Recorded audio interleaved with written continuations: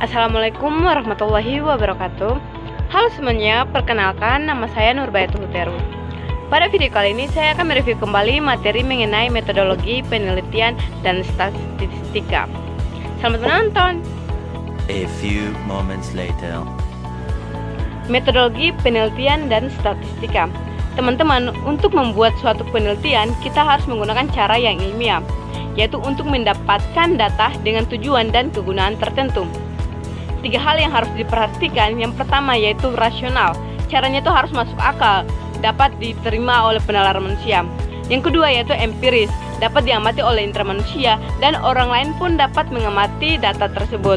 Yang ketiga yaitu sistematis, langkah-langkah yang logis. Nah, selanjutnya yaitu pasti teman-teman bertanya, apa sih data itu? Jadi data adalah catatan atas kumpulan fakta, hasil pengukuran atau pengamatan suatu variabel, dan bentuknya itu angka, kata-kata, dan citra. Ada beberapa cara untuk memperoleh data. Yang pertama yaitu survei atau observasi. Yang kedua yaitu wawancara. Ketiga kuesioner. Keempat studi literatur. Dan kelima focus group discussion. Teman-teman, data yang akan kita teliti ini harus benar data-data yang valid. Dikatakan data itu valid apabila mencakupi 2 hal. Yang pertama yaitu reliable dan yang kedua yaitu objektif. Selanjutnya yaitu statistika.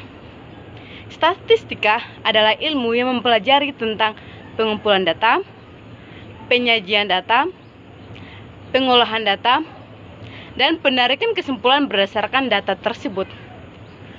Klasifikasi data. Cara memperolehnya yaitu ada 2, data primer dan data sekunder.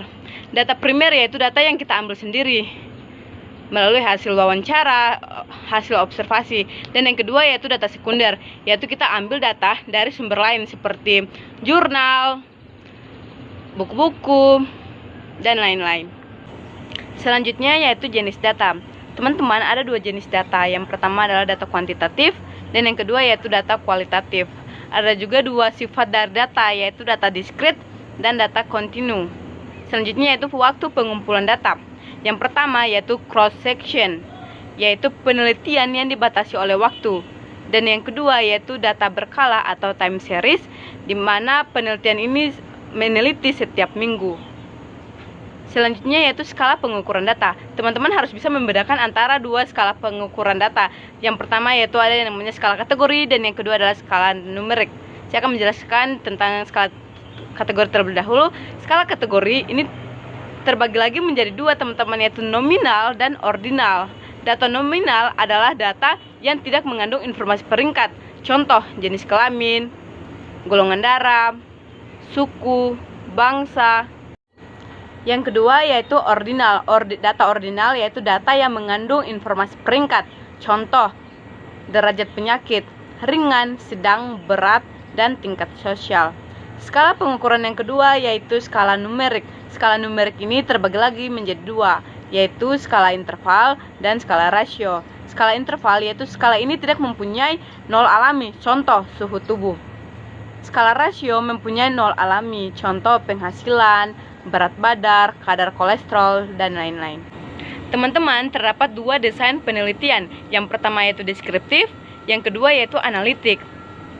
Jika desain penelitiannya ini adalah deskriptif, maka menggunakan uji statistika deskriptif. Tapi jika desain penelitiannya adalah analitik, maka menggunakan uji statistika inferensial.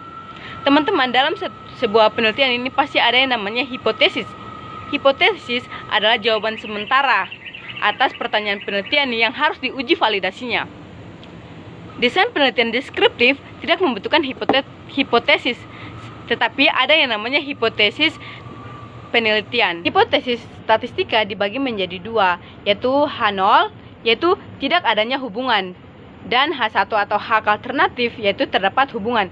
Kapan kita menolak H0? Jika nilai P itu kurang dari 0,05.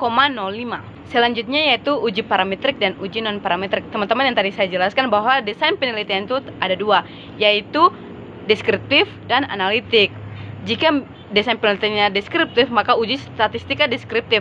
Jika desain penelitiannya itu analitik, maka uji statistika interval. Nah, uji statistika interval ini terbagi lagi menjadi 2, yaitu uji parametrik dan uji non parametrik.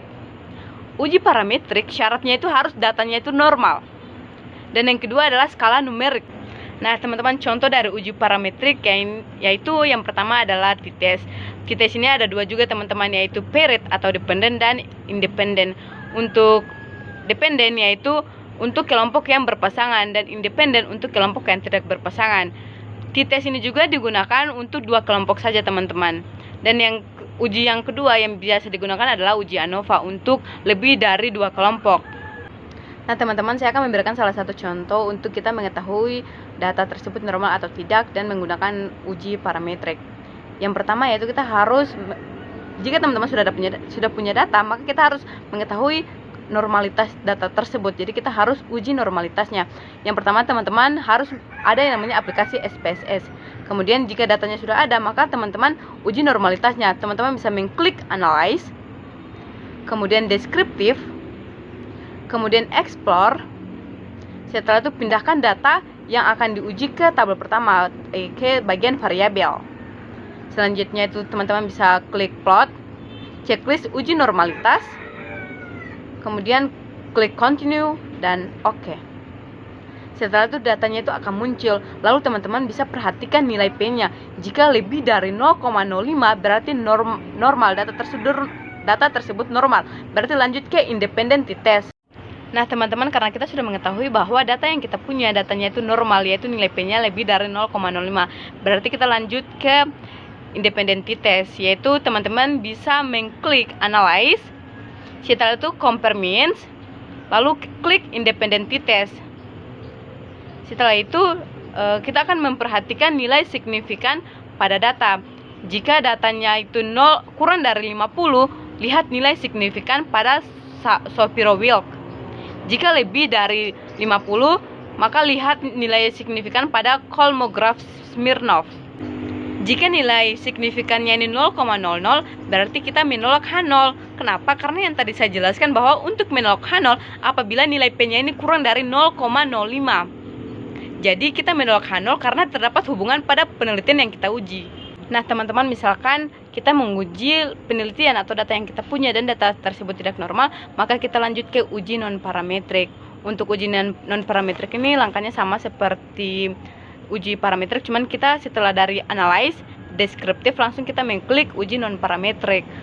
Lalu kita tinggal memilih untuk uji non-parametrik ini menggunakan uji independen kah atau dependen, tergantung dari judul teman-teman. Kalau misalkan dia berpasangan berarti dependen, kalau tidak berpasangan berarti independen.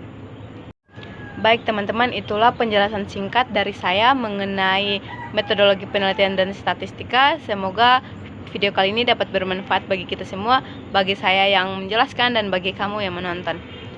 Dan terima kasih kepada Pak yang sudah menonton video ini. Jika terdapat kesalahan mohon dimaafkan. Wabillahi taufiq wal hidayah. Wassalamualaikum warahmatullahi wabarakatuh.